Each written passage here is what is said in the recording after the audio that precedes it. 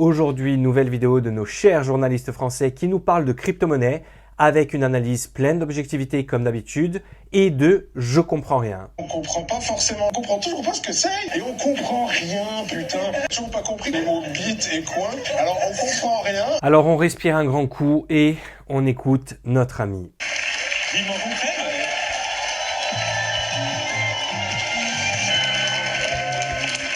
Bonsoir Yann Marguet, le cours du Bitcoin continue d'exploser depuis l'élection de Donald Trump. Et oui Yann, on comprend pas forcément l'engouement qu'il génère et pourtant il gravit des sommets.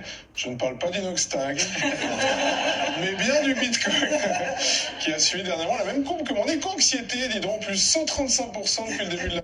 Éco-anxiété, alors qu'est-ce que c'est que ça? On va demander à ChatGPT direct.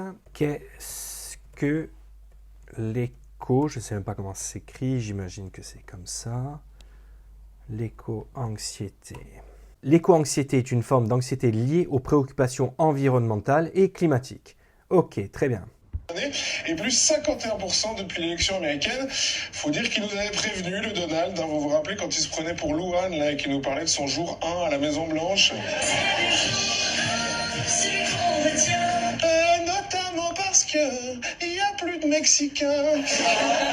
Mais pas que, Yann, pas que, il avait aussi Nos journalistes, ils l'ont mauvaise depuis l'élection de Trump. annoncé vouloir virer l'ennemi juré des crypto-monnaies, Gary Gensler, le très influent grand Manitou de la régulation des marchés américains, qui a finalement fait ce qu'on a tous rêvé de faire en couple quand l'autre personne nous a dit un jour « Il faut que je te parle ». Il a dit « Non, moi, il faut que je te parle. Ça va plus, je te quitte ». Et il s'est barré. Résultat, ça fait comme dans les films américains avec des ados. Ça y est, les parents sont partis. Ouais. Party!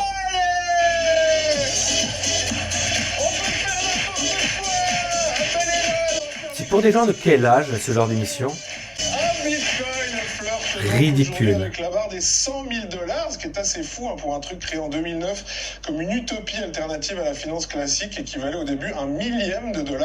Je rappelle quand même que le premier achat fait en bitcoin en 2010 portait sur 2 pizzas pour la somme de 10 000 bitcoins et qu'aujourd'hui avec 10 000 bitcoins tu peux directement acheter l'Italie. C'est hallucinant, d'autant plus que ça fait 15 ans que ça existe et qu'on comprend toujours pas ce que c'est. Il y a 15 ans d'articles dans les journaux, 15 ans de vidéos sur les réseaux avec un journaliste qui dit « Mais alors, c'est quoi le Bitcoin ? Je t'explique. » Et on comprend rien, putain. Ouais, et c'est bien ça le problème. Le problème, c'est que vous ne voulez pas comprendre. En France, nos journalistes et nos politiques ne veulent toujours pas comprendre ce qu'est le Bitcoin. Alors que les États-Unis vont s'y mettre à fond avec l'administration de Trump et qu'au Salvador, par exemple, ça fait 3 ans qu'ils ont fait cet effort. Tiens, regarde ce qu'écrivait le président du Salvador en novembre 2022. « We are buying 1 Bitcoin every day starting tomorrow. » On va acheter un Bitcoin chaque jour à partir de demain. Et regarde du coup combien valait le Bitcoin. Donc on va aller sur le graphique. On va se décaler tranquille. Ici, tac. Tu vois, novembre 2022, on était ici. Tu vois, dans le creux, là. Et voilà, c'est là où le Salvador a commencé à acheter son Bitcoin chaque jour. Parce que le président du Salvador, il s'est pas dit comme toi. Moi, je comprends rien au Bitcoin, donc je vais pas en acheter et je vais faire des blagues pourries à la télé. Non, il a appris et il a investi. Et aujourd'hui, le Salvador, ben, tu vois, ils sont en gain. Et on comprend rien, putain. On dirait les Simflouz des Sims, mais dans la vraie vie, ça existe, tout en n'existant pas. Le mois dernier, je lisais qu'une IA était devenue riche en investissant d'elle-même dans des cryptos. Et au même moment, j'ai ma mère qui a toujours pas compris comment on envoie une photo, je cite, sur WhatsApp. Voilà, d'un autre côté... Et là, vous allez voir, les amis, ça va être un festival de jeux de mots de notre cher journaliste qui est tellement brillant. On va écouter ça, ça va être un régal. Qui c'est elle? Elle a pas l'air bien là. Heureusement que les boomers ont raté le coche, hein. 20 ans qu'ils se sont parmi du jeu de mots fesses de bouc, avec les mots bite et coin. Alors on comprend rien, mais il y en a qui comprennent. Hein, le soir de l'élection, vous avez d'ailleurs peut-être vu que certains de vos potes étaient comme ça, mais qu'une autre partie était comme ça. Ah bah ouais, hein. Les avertis, les membres du club, Yann, ceux qui ont compris qu'il se passait quelque chose, qui te disent écoute, je peux pas aller dans le détail parce que ça demande de s'y intéresser un peu, mais si un jour t'es prêt, les mecs, hein, pour la plupart, comme le montrent les statistiques, que serait le monde si même les choses virtuelles n'étaient pas également misogynes? En tout Alors maintenant, il s'en prend au mec parce qu'apparemment investir dans la crypto, c'est misogyne, comme si quelque chose de surnaturel empêchait les femmes d'investir dans la crypto. Donc s'intéresser à la crypto, c'est misogyne maintenant.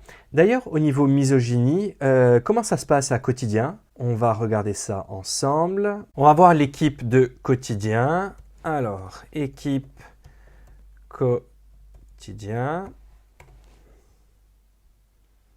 Parfait. Allez, première photo. On va compter ensemble les hommes et les femmes. On va se décaler. Donc, une femme, un homme, un homme, un homme, un homme, un homme, un homme, un homme, une femme. Deuxième photo.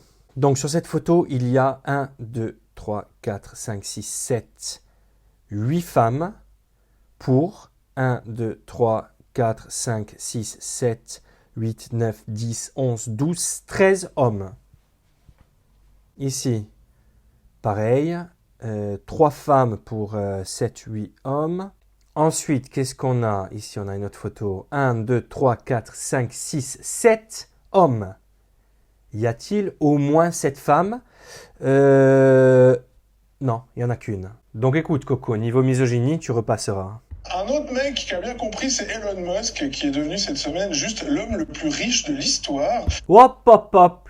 Qu'est-ce qui te fait dire que Elon Musk, c'est un homme? Je ne sais pas ce qui vous fait dire que je suis un homme, mais je ne suis pas un homme. Notamment grâce à l'envol d'une autre crypto-monnaie dont il est le promoteur, le Dogecoin. Le Dogecoin, un shitcoin ou crypto de merde.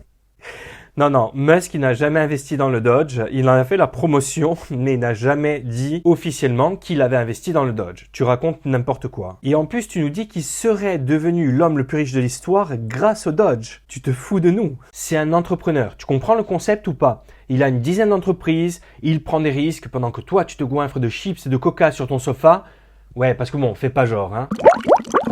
S'il est devenu l'homme le plus riche de l'histoire, c'est parce qu'il crée des voitures électriques de dingue, qu'elles se conduisent sans chauffeur ou avec des robots, qu'il a 10 entreprises et qui rattrape des fusées en plein vol, alors qu'avant elles explosaient en l'air et se crashaient. Mais dis-moi, tu devrais l'apprécier, toi, Musk. Il fait des voitures électriques, il a une entreprise de panneaux solaires, donc d'énergie renouvelable. Il réutilise ses fusées. Mais non, tu n'aimes pas Musk car comme tous les gauchistes, tu as détesté qu'il soutienne Trump. Évidemment, tu aurais préféré qu'il soutienne Kamala et maintenant tu vas pleurer chaque soir à la télé pendant 4 ans. Crypto de merde, comme on les appelle, créé au départ comme une parodie du Bitcoin et qui vient de prendre 130% en 3 semaines, simplement parce que le nom du ministère qu'il a créé pour Trump s'abrège également Doge et qu'Internet a trouvé ça grave gaulerie. Bienvenue dans un monde où tout est possible, mais où n'importe quoi est encore beaucoup plus probable. Un monde qui vient avec cette question: si on retient ces shitcoins trop longtemps, est-ce qu'on peut être crypto-constipé? Excellent. Pour parler de l'explosion de la bulle, Yann, pétera pas.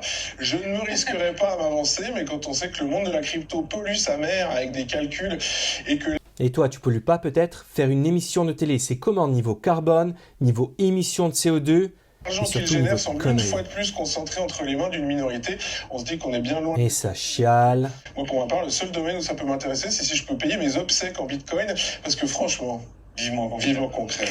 Vivement qu'on crève. Vivement que vous la fermiez surtout. Mais les amis, vous savez quoi? Qui c'est qui nous expliquait en 2021 que les cryptos, c'est quand même plutôt cool? Salut à toutes et à tous, pour ce 13e épisode de la Lucarne, on a décidé de ne pas faire dans la simplicité, puisqu'on va vous parler d'un sujet, les crypto-monnaies. L'idée... Qu'est-ce qui s'est passé en 3 ans pour que vous changiez d'avis comme ça? J'ai ma petite idée. The United States will be the crypto capital of the planet and the Bitcoin superpower of the world, and we'll get it done. The Bitcoin is going to the moon, as we say, it's going to the moon.